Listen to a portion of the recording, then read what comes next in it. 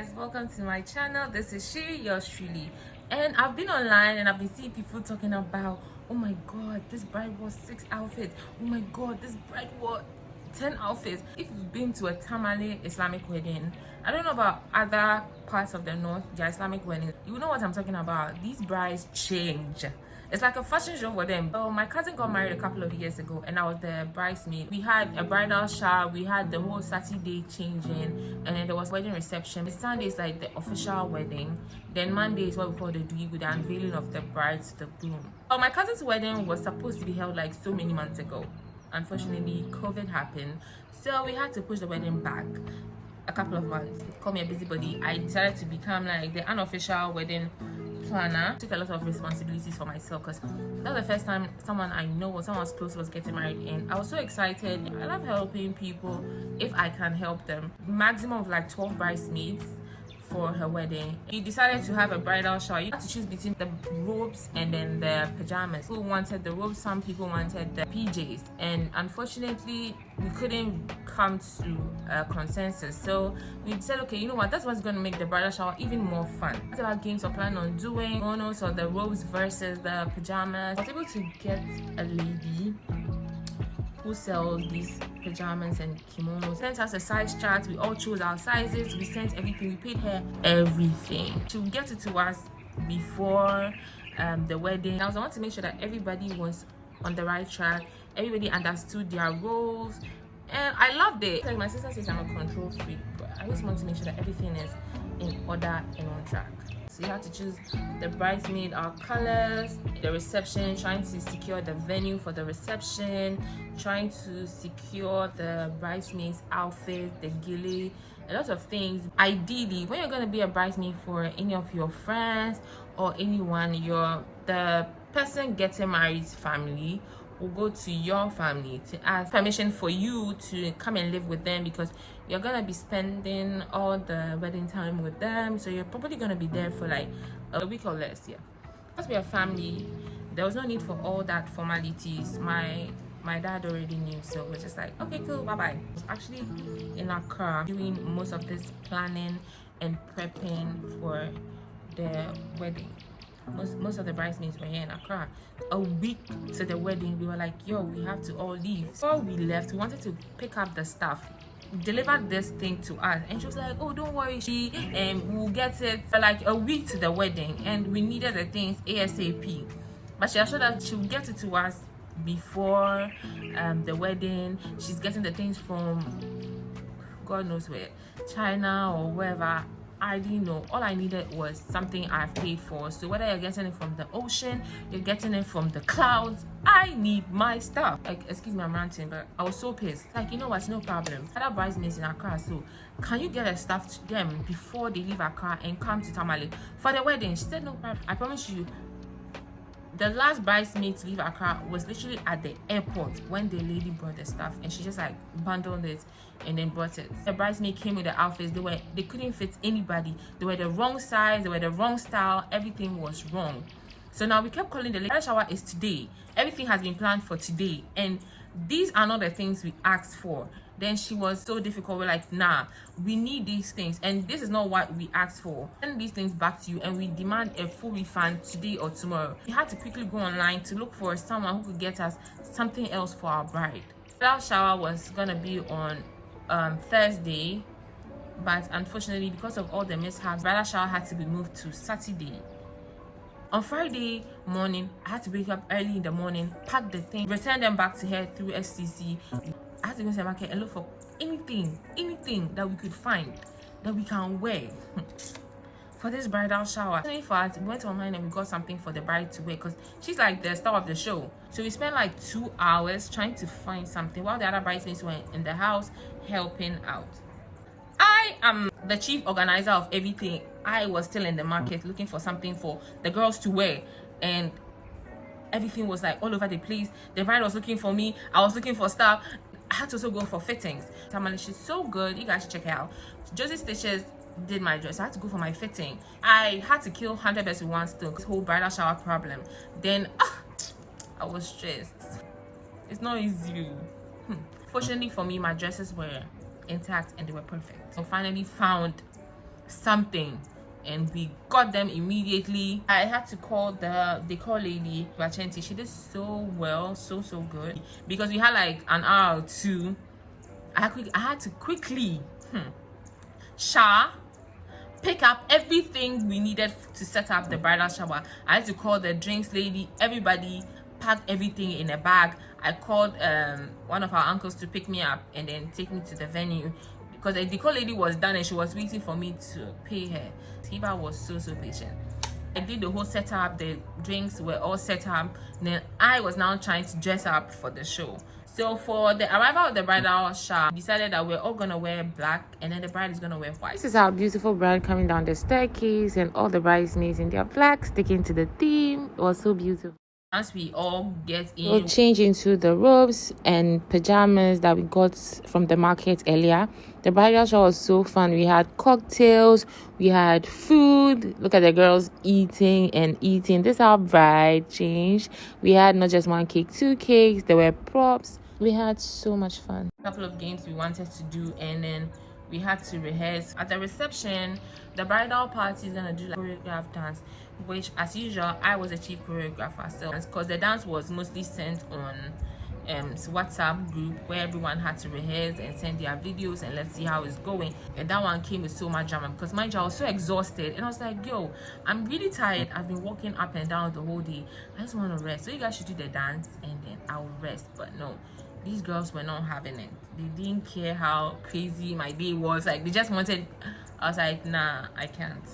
The Saturday, the Odogu of the days. Okay, the second Odogu, because the first Odogu is the Sansandi, where she's actually married. So Saturday morning, I woke up early to serve breakfast. So I had to help in the kitchen, making breakfast for everybody that was there. So it's the usual tea and bread. You know, when you're there, ABUYA, there's a lot. You are carrying the world on your shoulder, but people don't understand. You are carrying the world on your shoulder. Saturday morning, there's henna. So the bride is supposed to do henna designs done on her hands, and she's supposed to do what we call lily, symbolic. And then know that once you do lily, you're married, on your feet especially. The bride's aunties, everybody is now packed in the bride's house. Everybody is literally there, spending days cooking, because it's all about food. So the bride's friends who are coming, the bridesmaids are supposed to cook for them. But fortunately for us, the bride's mom she's a very good cook. So she was like, no, we'll cook for everyone, but we'll just like give you some of the food. So when the bride's friends comes, then you serve it. So we're like, okay, God bless you. Bridesmaids also had to help with the cooking as well, because we're not doing the main cooking, but we can cut vegetables, we can put the stickers on the bottles and then the bowls, and did that. The bride has to start changing and dressing like in the afternoon. And later that evening, we had the reception and then start doing her makeup and start changing. So that Saturday by 1 p.m. she's supposed to wear her first outfit. Saturday, the bridesmaids all wore customized t-shirts and jeans. Everybody was looking beautiful.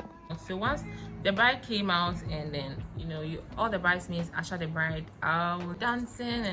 So after some time, the bride has to go back in and change. The ABUYA, you are the most important person apart from the bride and groom on that wedding. But people don't appreciate your efforts and everything. No, they think that you there just like quick. You're the only person allowed to, give the bride her food, superstition, I guess. You're the one allowed to do so many things for the bride. The bridesmaids were there to help, but you're basically the only person. Then she'll come back out with another outfit, and the bridesmaids, you usher her in, and then she's dancing. So she changed like 2 or 3 times. So after the bride's third outfit, she has to, stop, change for the wedding reception that we were having. And that one was like mostly strictly by invite, no kids allowed and all of that. So the bridal team also had to change into like our laces, because we opted for like a red lace, and then we went for like a rose gold gilly. Guys, so there was this makeup artist that came to do the makeup for the girls. I know how to do my makeup, but I felt like, okay, someone else to do my face, because I mostly do my own face. When I saw how she was doing these brows, I was like, girl, get your ass up, pick up your kids and get your face done immediately. we had to go to the reception. And receptions are fun. We had fun. There were advices given to the bride and the groom. We did our dance.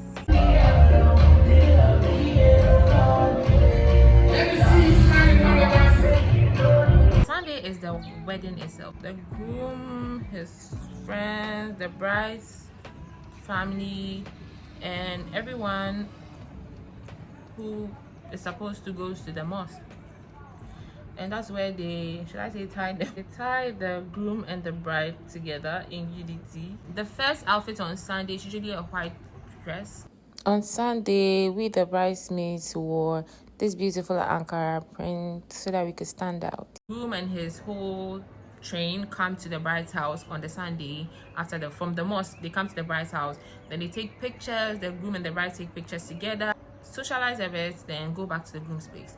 Now the bride from that moment goes back in to change for the second time on Sunday. She will change as many times as she can from 10 a.m. to like 5 p.m. and that's basically. Bridesmaids will be serving like guests who come, maybe from JHS, her JHS classmates, anybody, anytime they can hire who's friends with the bride that was invited by the bride coming, and the bridesmaids will serve them. So we had a whole setup for friends of the bride. While we are serving, the bride is changing, and every time she has to go in to change into the next outfit. There has to be a bridesmaid that is gonna be with her. I was delegating because I can't be at 10 places at the same time. So if I can't go with the bride in to change and come back, delegate another bridesmaid to do that for me. So when the bride changes and she comes out, you take her around to greet her dad, the uncles, the aunties, just say hi, greet them, dance and greet them. So she'll be accompanied by her bridesmaid. Then she'll finally go and sit down with this whole setup that was made for her and take pictures with everyone who comes. Like a cycle that is repeating every outfit and every outfit and every outfit and every outfit. Unfortunately, the bride has so many outfits. She was bent on wearing them to the extent that as at 6 p.m., even though there was nobody, she'll wear the dress and come and stand and take pictures. I was so busy. I don't even know what I was busy doing, but I knew I was busy. Finally, in the evening, it was time for the bride to, dress up, and then we take her to her husband's house. She's supposed to do something like a cleanse. She's supposed to like bath and scrub her body, all the bad things she has done in her life before she's now going to a new phase in her life. So she has to scrub her body. Then when she finishes, the mom, auntie, they will now sit down and advise her. Sometimes the bridesmaids can be there when they're advising them because it's advice. It's not like anything secretive, right? It's advice. What's secret about advice? After the advice and everything, the groom's people, the best man, will come and pick up the bride and the bridesmaids. And when you get to the groom's house that evening, well, in the northern family setting, like the groom has people in his family that he calls his wives. They're not really his wives, but like family. Let's say my dad's sister's sons are like my husbands, even though we are not husbands, so it's like kind of like a family thing. And when you get there, those women will not let you enter because they're like, you're coming to marry my husband, so why am I gonna let you enter? So he has to pay some money at the gate before they will let you enter, and they had to, because if they don't, the bride is gonna stand outside waiting. And mostly when the bride is going to the groom's house that night, her face is covered, so like nobody sees the bride's face until the groom does. I don't know if that's like makes sense. So apart from the bridesmaids who are there with the bride, nobody actually sees. They had to pay the money for the bride to go into the house. There's a room for just the bridesmaids. See, they give us mbaya, which is like roasted guinea fowl and drinks for us to just feel comfortable and feel at home. In the middle of the night, an auntie of the groom will come for the bride and take the bride to the groom's room. So it's kind of like, it's supposed to be a secret thing they do, but we all know they do it. So the bridesmaids are asleep, you come and take the girl away. And when the bridesmaids wake up, before the bridesmaids wake up, you return it. Well, we all knew. So on Monday, we wake up in the morning, we go out to see, if there's any work we can help with. And mostly it's usually bowls you go to wash. Like, you're gonna wash bowls. I went to wash bowls, and go now, bowls, so the park give you. Yes, it was better. remember I went for another cousin's wedding where I was a bridesmaid, bro. We watched gold for like 2 hours. But like that's a story for another day. Made breakfast and then we went back. The bridesmaids are supposed to cook for the people who are coming for the unveiling of the bride. Bride's mom, as usual, prepared the food for us to serve the people who are coming, which was jollof and something. I don't really remember. So whether the bride had to, you know, reapply her henna and then the lily and all those things to make it more vibrant.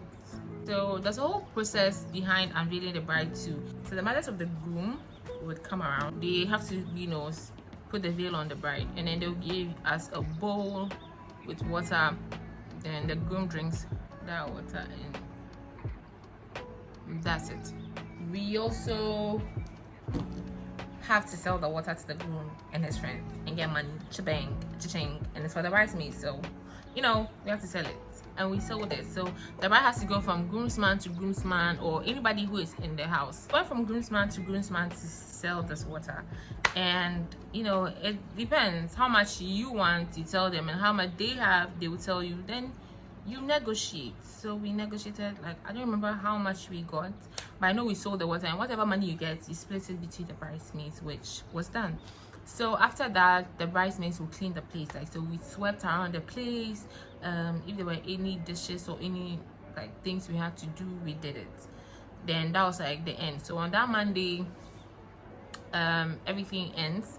It's now left with the bride and the groom, and whatever they decide is up to them. But mostly the bride and groom usually stay.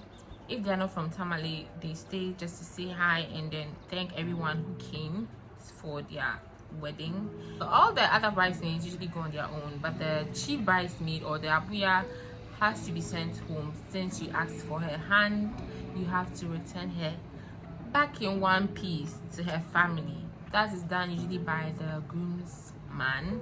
Once the ABUYA goes back home on Monday, on the Tuesday, she usually goes back to the bride's house just to help her, because sometimes when there's a new bride in the house, a lot of people still come visiting, and the bride has to cook and all those things for her. So the next day I had to go back, and I went back to the house, and then we had to do some cooking. We had to reset up the kitchen, you know, since she's a new wife, she has to have like stuff in the kitchen.